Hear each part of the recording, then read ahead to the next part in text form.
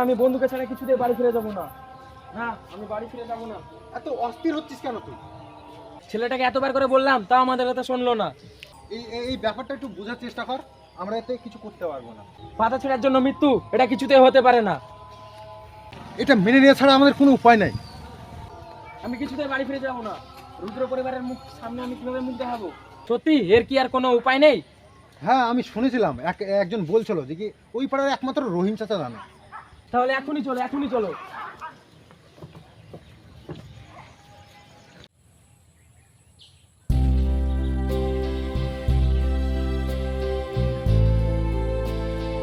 আর কত দূর গো? এই তো সামনে চলে আসিস সব।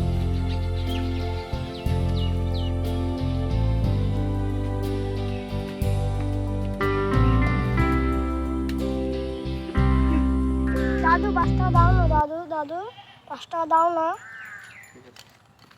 দাদু 5 টাকা দাও না, দাদু দাদু রহিম চাচা আছে? রহিম চাচা? দাও না।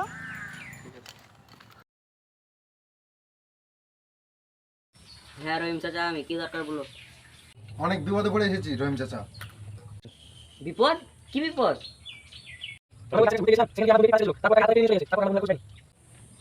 সবই তো বুঝলাম। এটা অনেক গুরুতর ব্যাপার, তোমরাও অনেক বড় অন্যায় করে ফেলেছো। গাছের কোনো ক্ষতি সে মেনে নেয় না, এটা আমরা অনেক কাল ধরে মেনে আসছি। এ হলো অভিশপ্ত গাছ, এটা অনেক ভয়ানক। কি করে অভিশপ্ত হলো আমাকে একটু বলুন। সে অনেক পুরনো কথা, প্রায় 60-70 বছর আগেকার কথা। সেই গাছের নিচে এক সাধু বাস করতো। সে প্রতি অমাবস্যায় কোনো একটা শিশুকে বলি দিত। গ্রামের কিছু লোক সেই বাচ্চার খোঁজে ওই গাছের নিচে গিয়ে পৌঁছায়। দেখা যায় ওই সাধুটি ওই বাচ্চাটিকে বলি দেওয়ার জন্য প্রস্তুত করছে, এবং তারা গিয়ে বাচ্চাটিকে উদ্ধার করার পর সাধুটিকে গাছের সঙ্গে বেঁধে ফেলে এবং তারা আগুন লাগিয়ে ওই সাধুটিকে ওখানে মেরে ফেলে। বুঝলাম, এই থেকে কি কোনো মুক্তির উপায় নাই? এর উত্তর কেবল কাল ভৈরব তান্ত্রিকই দিতে পারে। তাকে কোথায় পাওয়া যাবে? একটু গিয়ে পুকুরের সামনে বাড়িটা। চল চল টাকাটা চল।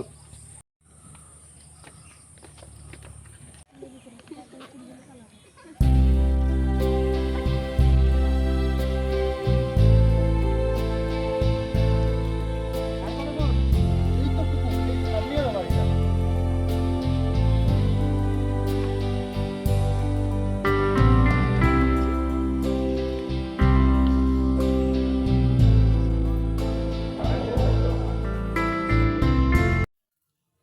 তান্ত্রিক মশাই, ও তান্ত্রিক মশাই, আপনি কি বাড়িতে আছেন?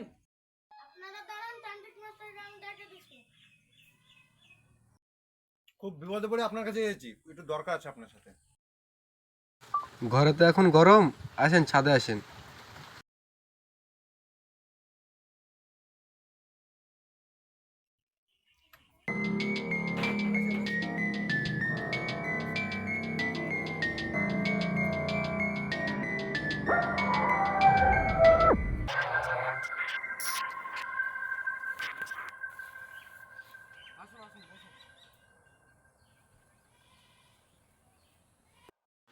আচ্ছা বলুন তাহলে আপনাদের কি সমস্যা? আমার কাছে তো সচরাচর কেউ আসে না। আমরা অনেক আশা করে আপনার কাছে এসেছি, দয়া করে আমাদের ফিরিয়ে দিন না। না না, আমিও সব পারবো না। তোমরা এখন যাও তো, যাও তো, যাও তো, যাও যাও যাও। আমরা আপনার ছোট ভাইয়ের মতো, আমাদেরকে ফিরিয়ে দিবেন না, আর দয়া করে আমাদেরকে সাহায্য করুন। আচ্ছা, ভেবে দেখছি। না না, ভেবে দেখছি না, আপনাকে যেতেই হবে। তাকে ছাড়া আমি বাড়ি ফিরে যেতে পারবো না। আচ্ছা ঠিক আছে, আমি রাজি।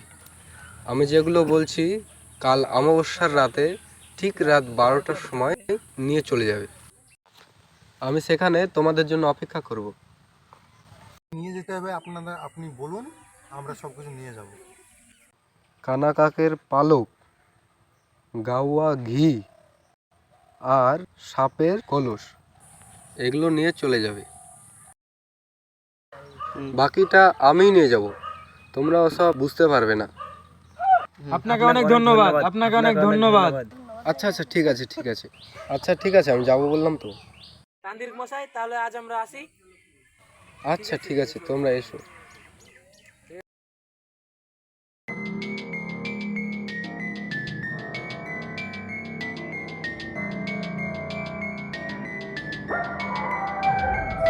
কি করব? যাব তো বললাম, আগেকার মতো আমার কি সেই ক্ষমতা আছে? দেখা যাবে, ঈশ্বর যা করে ভালোর জন্যই করে।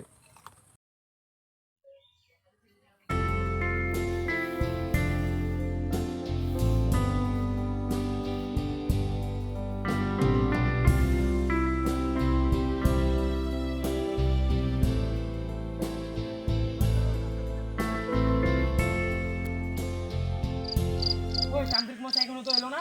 তাই তো দেখছি, এখনো তো এলো না। এই তো আমি এখানে। আসুন আসুন আসুন আসুন। আপনার জিনিসপাতি ঠিক আছে তো সব? হ্যাঁ। ঠিক আছে, এবার এসো, যজ্ঞে বসা যাক। আমার যাই হয়ে যাক, তোমরা এদিকে আসবে না, তোমরা ওখানে গিয়ে বসো।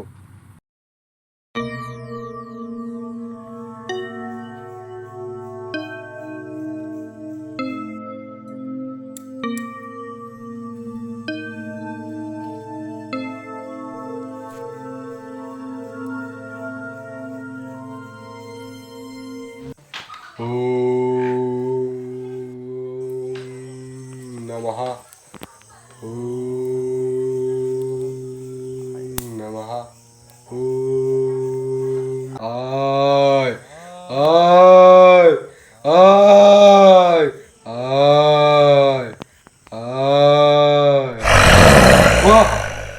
স্বাহা।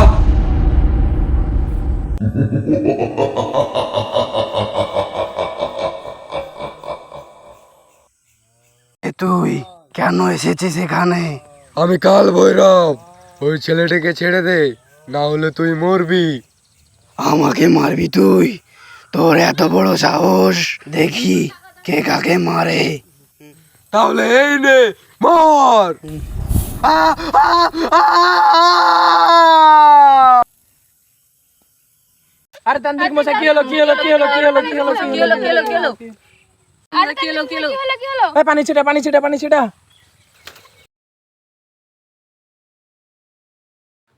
এবার তোমরা খটুরে গিয়ে দেখতে পারো, তাকে পেয়ে যাবে হয়তো।